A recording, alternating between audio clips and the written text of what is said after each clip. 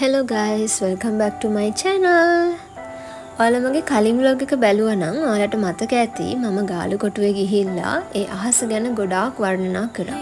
ඉතින් මගේ ගැලරි එක බැලුවම මට හොයාගන්න පුළුවන් වුණා ඒ කලින් දවසක මම ලැබපු අත්දැකීම මම වීඩියෝ කරගෙන තිබුණා. ඉතින් මම අද ඔයාලත් එක්ක ඒ මගේ අත්දැකීම බෙදා ගන්න තමයි හදන්නේ.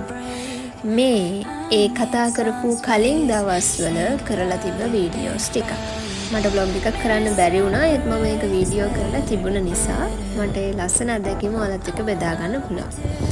මං එළියට බහිනකොට වැස්ස ළඟපාතකවත් තිබුණේ නැති වුණාට ගාලු කොටුවට ආවට පස්සේ අහස මේ වගේ ළඟ ළඟම ලොකු වැස්සක් එනවා කියලා හොඳටම පේනවා. ඉතින් වැහි වලාකුළුත් එක්ක හැබැයි ගාලු කොටුව හරිම ලස්සනක් එකතු වෙලා තිබුණා. ඒක වෙනමම අත්දැකීමක්. මොකද කඩ අවුව වගේ නෙමෙයි මේ වගේ වැහි අඳුරක් එක්ක ගාලු කොටුවේ ඒ හුලඟත් එක්ක තියෙන වෙනමම ලස්සනක්. පේනව නේද තියෙන ලස්සන. කිව්වත් වගේම තදටම වහින්න ගත්තා. ඉතින් ඒ වෙලාවේ මම වගේම එතන හිඳපු අනිත් අයත් දුවලා ගිහලා කඩයක් ගාව නැවතිලා වැස්ස වැහලා ඉවර වෙනකන් හිටියා. ඉතින් වැස්ස වැහලා ඉවර වුණු ගමන් මම කරේ ආයෙමත් ගාලු කොටුවට ගිය එක. ඇත්තටම මම හිතාගෙන හිටියේ ගෙදර යන්න. මොකද වැහලා ඉවරුනාට පස්සේ ඔතන මඩ ඒවත් එක්ක ඉන්නවට වඩා ගෙදර යන එක හොඳයි කියලා හිතලා තිබුණේ. ඒත් ටිකකින් මේ වගේ ලස්සන අවුවක් පායන්න ගත්ත නිසා මට නිකමට හිතුණා පොඩ්ඩක් අද හවසනකම් මෙතන ඉඳලම යනවා කියලා.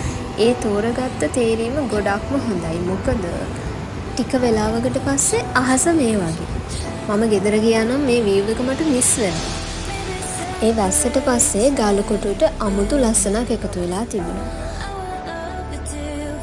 වැස්සත් එක්ක මිනිස්සුත් ගොඩක් අඩු වුණා. ඒවත් එක්ක අහසේ තියෙන ලස්සනත් එක්ක කියලා නිම කරන්න බැරි හරිම ලස්සන දර්ශනයක් තමයි තිබුණේ. ඔයාලට දැනටමත් පේනවා ඇති අහස එක පැත්තකින් රත්තරන් පාටයි, එක පැත්තකින් නිල් පාටයි.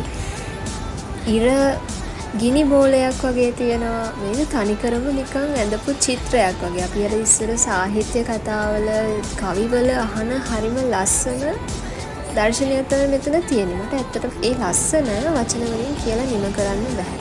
මේ දවස ඇත්තටම මගේ ගාලු කොටුවේ අමතක කරන්න බැරි දවසක්.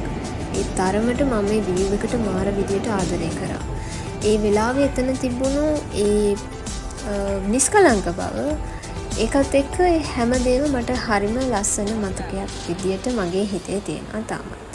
ඉතින් මං හරි සතුටුයි මම මේ දවස්වල ලොග් එකක් කරේ නැති වුණත් ඒ දේවල් වීඩියෝස් විදියට තියාගන්න පුළුවන් වුණ එක. මොකද මට ඒක ආයෙත් බලලා මගේ හිත නිවා ගන්න පුළුවන්. ඉතින් මම දන්නම නැතුව රෑ වෙනකම්ම මෙතන හිටියා. ඉඳලා මම දැන් ගෙදර යන්න තමයි හදන්නේ. ඒ වීව් එක දිහා බලාගෙන ඉඳිද්දි දන්නේම නැතුව රෑ වෙලා. ඉතින් මම දැන් ගෙදර යනවා.